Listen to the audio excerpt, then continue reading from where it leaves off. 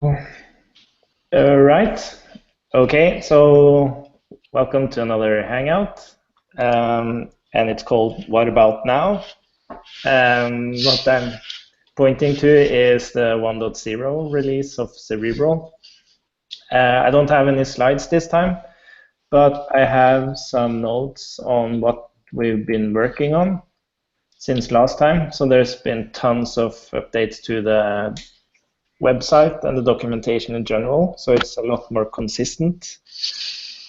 There has been a few bugs fixed. Well, a few, I think one or two in Cerebral. And also the forms module has been refactored, and also HTTP. And we are using both HTTP and forms in a pretty complex application on the latest versions, and it's working great. So, but yeah, like with HTTP, there's still a couple of things it should handle. One thing, I need to document how you can handle on progress events from the upload or the download inside an action. Like the file upload has it, but it has to be handled when you do normal requests as well. And then it's the course stuff, cross-origin requests. I'll just implement that as well. Yeah, and also the Firebase module it needs a couple of more things, but it's working really great. Especially all the authentication stuff is incredibly awesome in Firebase. It's super easy to do.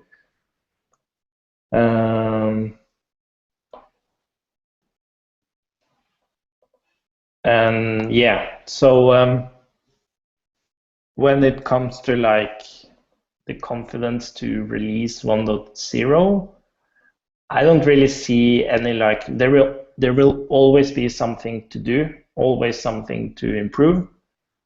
But in terms of it working now and the documentation and all this stuff, I personally think we are ready. So I don't know what you, does anyone feel that, oh, there is this pressing issue we have to fix before we can release? Or is it like just, okay, it's nice to fix it at some point? What do you feel, Alexei? How about action tree implementations? Yeah, it's going to take so much time. And I think we can do it without, like, we can do it even if we release. So it will be like an internal thing. I hope. There is this risk of maybe we will meet one scenario where, okay, we have to break the API. But if we do that, we can do it like with a 1.1 or 1.2 release. 1.1 and 1.2 doesn't allow to break API. Okay, well, two release then. It's like typically we think of like this is what Cerebral is like, and it has to take 2 new years before we can like release version 2. But it doesn't have to be that way. We can do that after a month or 2, whatever. But it's just it's going to take so much time that I'm afraid like we'll never get there to the release, and we will also learn a lot when more people use it. So which might be valuable when we do that refactor. But hopefully it will just work. It's just an internal thing that will clean up the code and make it run faster.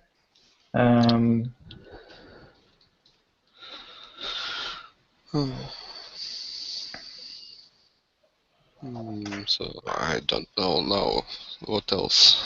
Yeah, and it's kind of scary as well. It's but yeah, but I think it's a bit irrational. Like we're kind of excited about this release. Hello, Matthias. Hello. We're kind of excited about this release and like doing the official 1.0. It's like, oh, this is crazy stuff. But like it doesn't matter. It's just a milestone, and we will keep doing what we do now, fix bugs, and just follow the Semver patching. Yeah. So I think Pipe 1.0 now is okay because it's already proved to work in production yeah. in many cases. We see a lot of people in Discord chat who also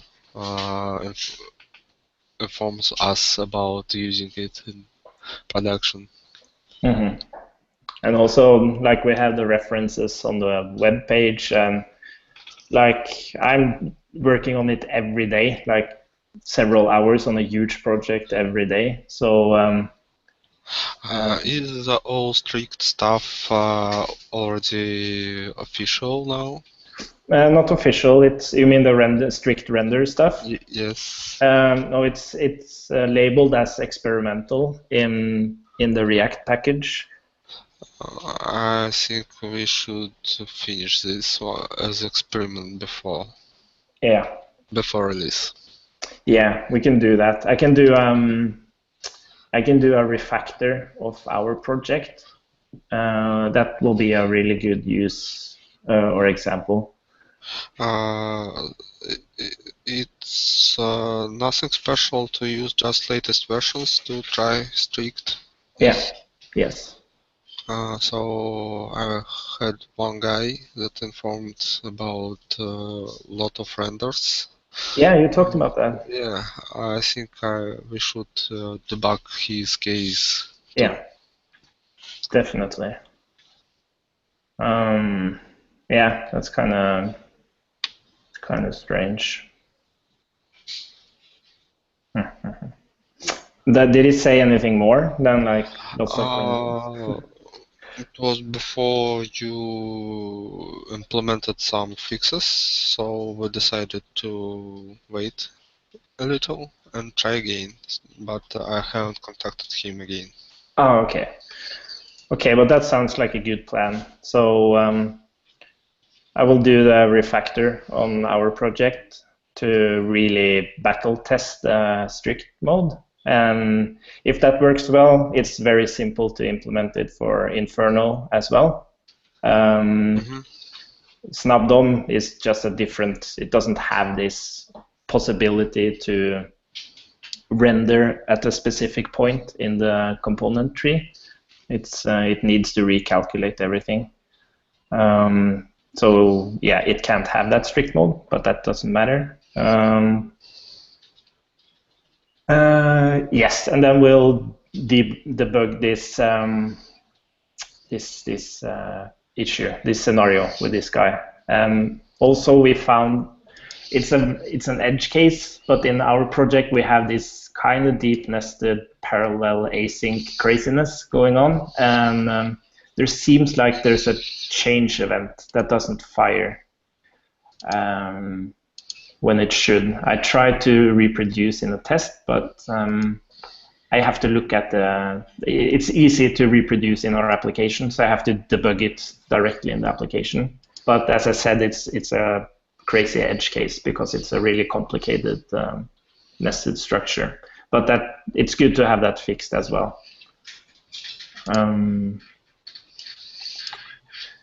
Yes. So give it another week. Maybe let's try to debug these cases and then decide finally. Yeah. That sounds like a good plan. Awesome.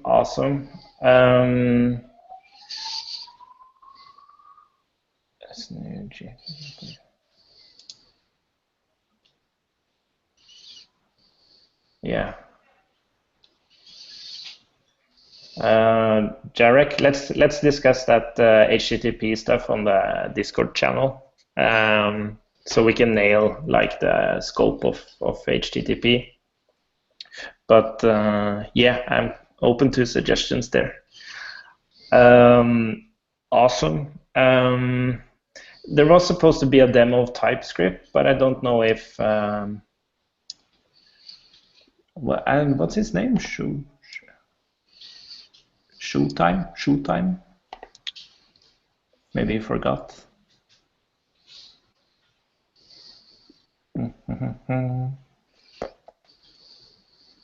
Yeah.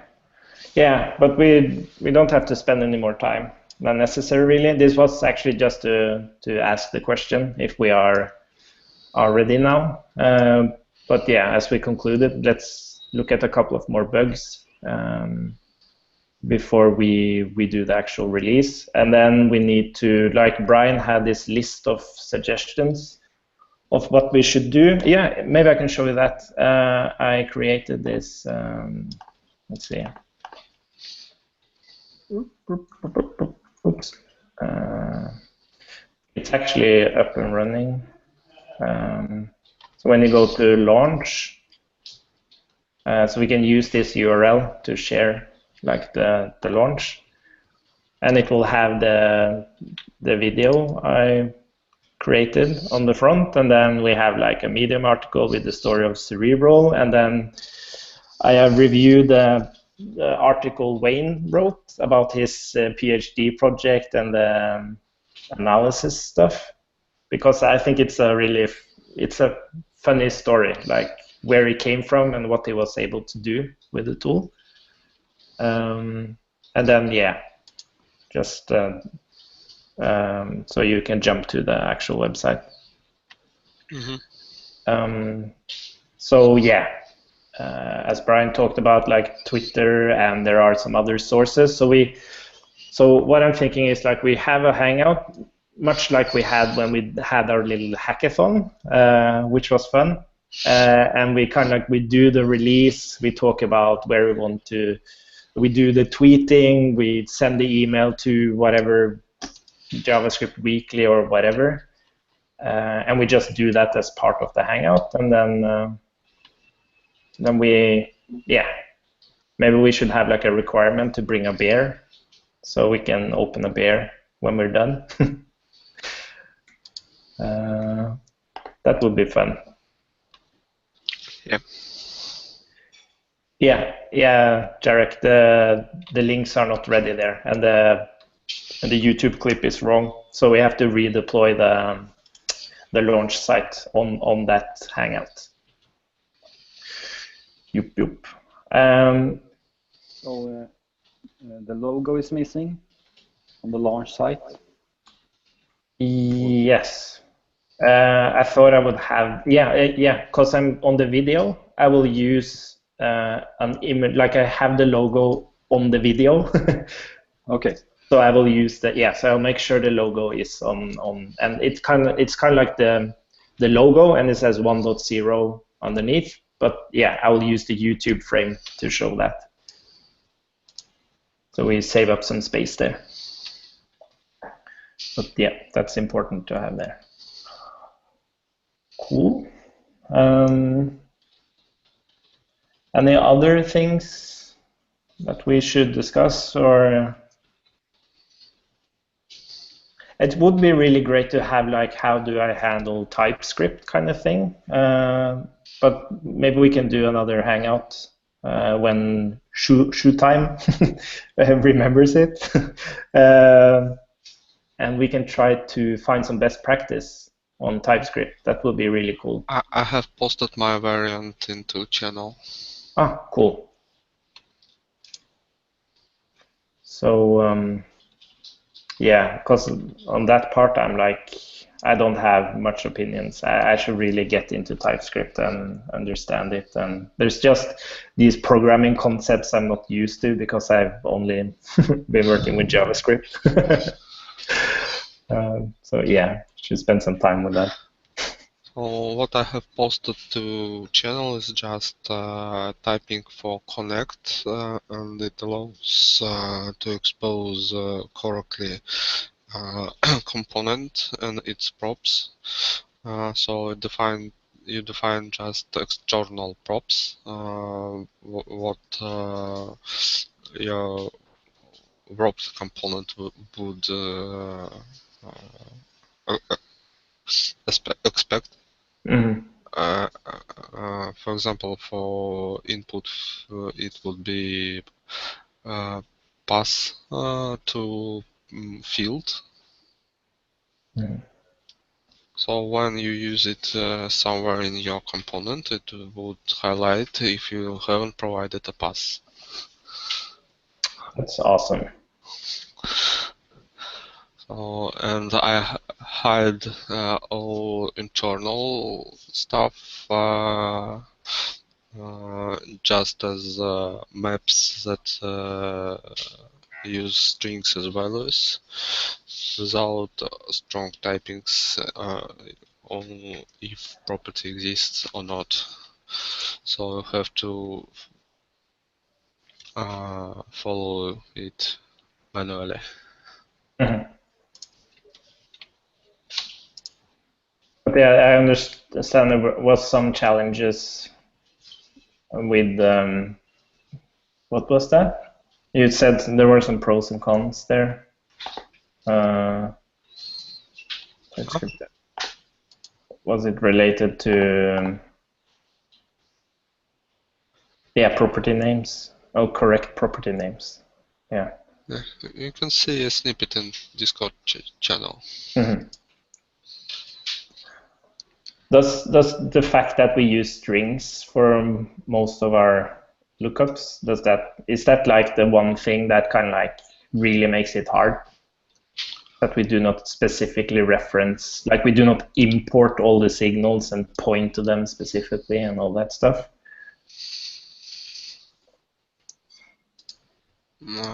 Again? I'm just wondering, like with TypeScript, I suppose you are very um, like we're using strings to point to a lot of different things, which I suppose TypeScript doesn't understand at all.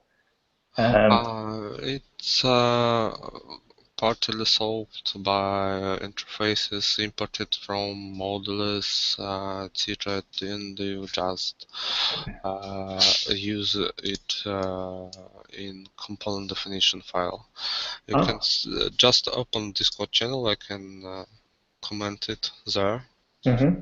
It has a component example. Let's see, I can share.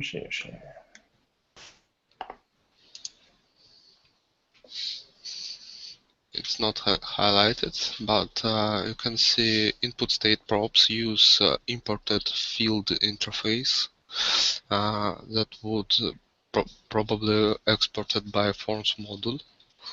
Mm-hmm. So you can see the component itself has this props.field.value, and it's already typed as string.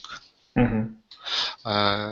And also changed signal is also interface exported by model, Mm-hmm. and you just define it as one of as type for property. Okay. So, but correctness of connect maps for signals and state, you should check yourself. So should properly map field with field prop Mm-hmm. and field changed accordingly. So it's hard to make this work automatically.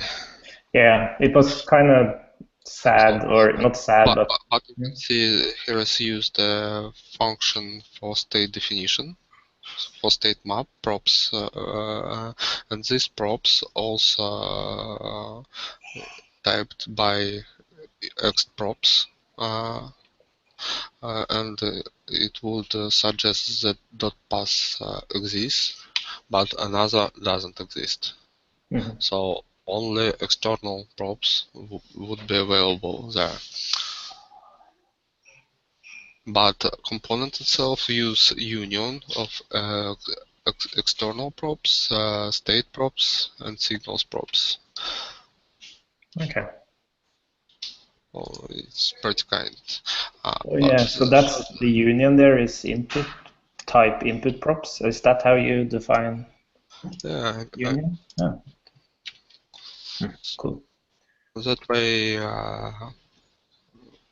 it has access to typed props and signals.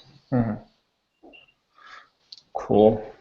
Yeah, because this TypeScript stuff has like become popular like the last, well, in my experience, like the last 6 months or something. Like many people have been using it in general with JavaScript, and like Angular is adopting it and that stuff. But like this project started 2 years ago. Like TypeScript wasn't a thing then, so it has never been considered to be compatible with TypeScript. So I have this feeling that if we come together around like a second version of Cerebral, that will be one of the features, like it should be TypeScript compatible.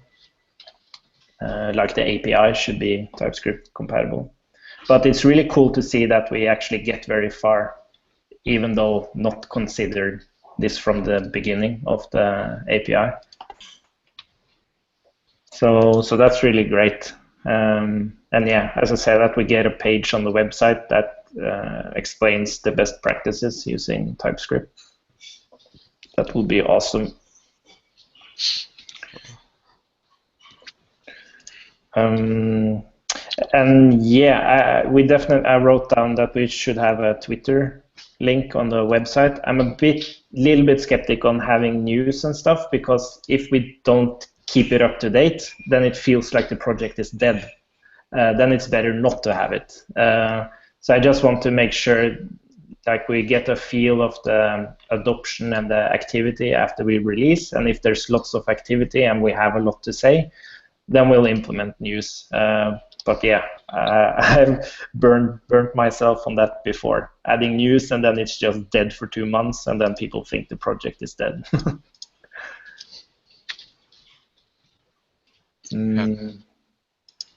Awesome. Anything else someone wants to shout out? Or should we just get working on the bugs and...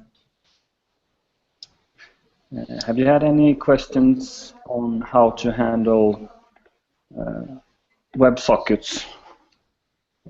With Cerebral? Yeah. Yeah, it's how do I handle? Yeah, if you look at, there's an actually Brian wrote this article or this page. Let's see, Cerebral. How do I handle long-running services? Oh. And his example is with HTTP polling, but it's the exact same principle with WebSockets. So what you basically do is you create, we could have an official WebSocket service as well, but I think it's easier to implement one yourself, because very often you have like a special structure on your WebSocket messages where you kind of like, you parse it, like you pass JSON and you parse it and you have like a type or something. But yeah, so I looked at Webpack bin. I just wondered if there were a lot of questions for newcomers, because sometimes they because you said that you would implement search on the Cerebral website. Yeah. So if they typed in WebSocket, maybe it would be a good idea to just find something about it. I don't know. Yeah. Yeah, WebSocket is at least a word on this article. Yeah, perfect. Yeah, so basically what you do is like you say, you have a service, you say connect to whatever URL, and then you pass it the path to a signal that will trigger every time you get a message. So every time you get a new WebSocket message, it triggers a new signal, like WebSocket message received or whatever. But yes, yeah, and that would also be nice to have the search running. It doesn't take that much time to implement. It's just I have to do it. But yeah. So is the Alexei website, is it going to be instead of this site that we see now on cerebraljs.com? Sorry, what did you say? Oh, the new one? Sorry. Alexei, you worked on a new site to be easier to. Yes, since we now don't fetch docs from modules, I think it's almost ready. We just should move all existing MDs to new one, and I need help with it because I have no much time right now because I started a new job. Okay, so how far did you come? PRs are welcome. Okay, I will take a look later. Yeah. I made an fetching of snippets from GitHub. It made on build step.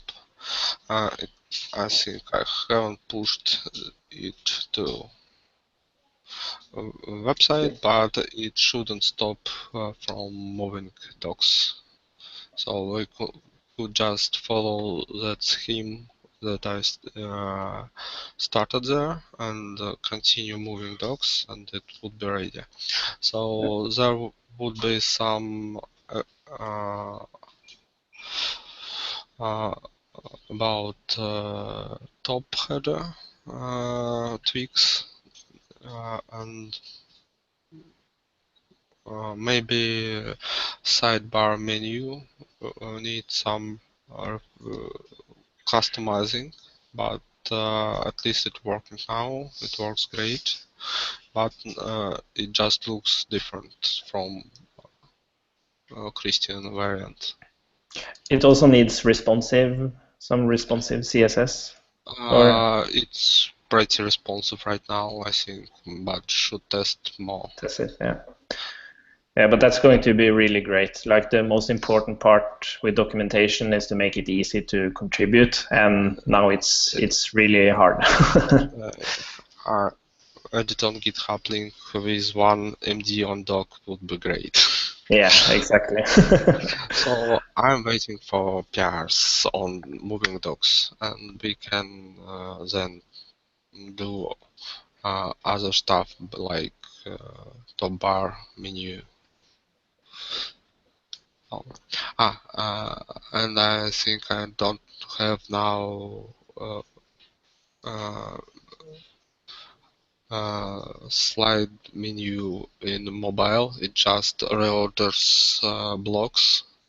So on mobile, it just I don't remember first content, then menu, or maybe menu on top and then content. Should test it. Don't remember. Oh yeah. Mm-hmm. So it just tweaks.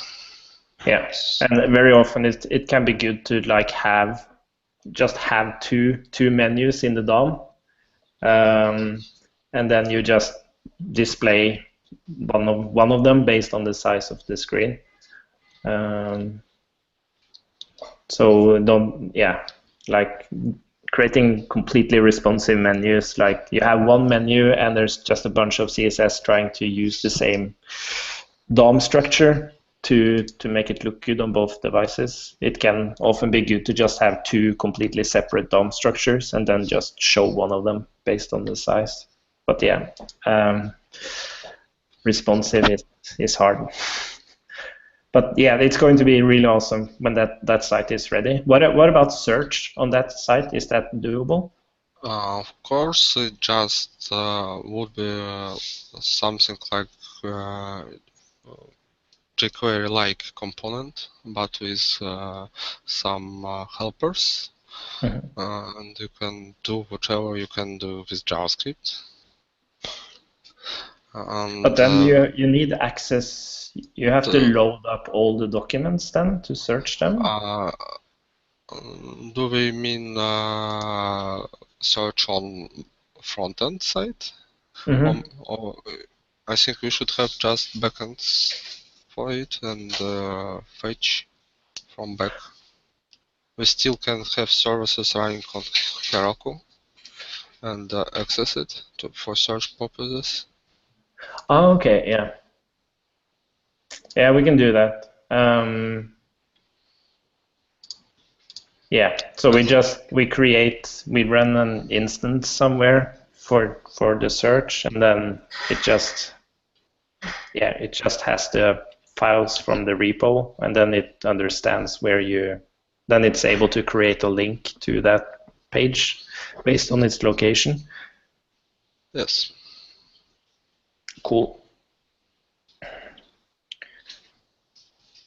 Awesome. Yeah, but that will probably take a little bit more time, but yeah, anyways, that's not a blocker, but it will be really nice when that gets finished. That's awesome. As I said, it's really fun to see you, Alexei, on one part you're like deep into the action tree, which is like the core of Cerebral, and now on the front end of the website. Yeah. Awesome. But yes, when 1.0, let's just have another hangout, maybe a bit earlier next week, depending on the progress on these two render issues, and the bug I talked about on the complex nested stuff. Search service. Oh, yeah, maybe we should look into that, Alexei. Did you see the Algolia? What? Jarek pasted a link to.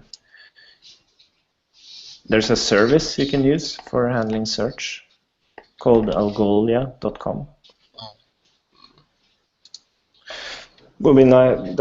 If we can save time not implementing our own search, it would be nice to use a service.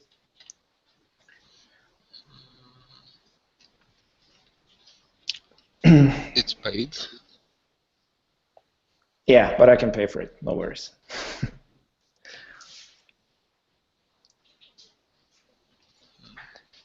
Yeah, we should look into that. But Okay, we could. Cool. Oh, starter pack is $50 per month.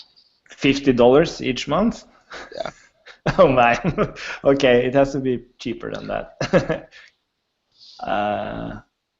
But is there unlimited forever plan? Okay. 14 days trial. Man, that's crazy expensive. Why don't they have hacker free? It's Yeah. limited to requests.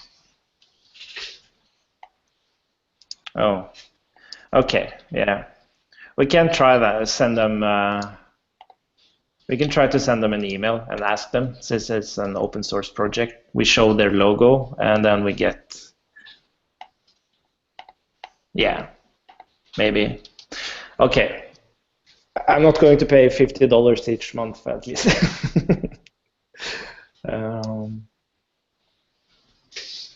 But 10,000 records, 100,000 operations each month.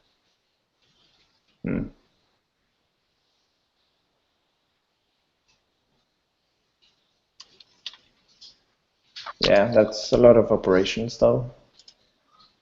I'm sure it's enough to begin with, at least. And like, if we have more than 100,000 searches on the website each month, then I suppose the project is so successful that it would be okay to pay 50, maybe. Yeah, well, let's decide on that later. It's a good suggestion, though. Okay. Yeah, I'm about to be thrown out of the room here, so maybe we should just wrap it up, and we'll just keep everyone posted on the progress on these bugs, and then I'll set up a new hangout early next week, and hopefully we can have the release then, and we'll do this. As I said, we have this hangout where as many people as possible can join, and we actually do the publish, we do the tweeting, we do the email sending. If we see any last minute changes to the website we want to do, we can do that as well. And then we finish it off, or maybe during, we can have beer. That will be nice. Sounds good? Yeah. Yep. Cool. Thanks for joining, and talk to you later. Yeah, bye. Bye-bye.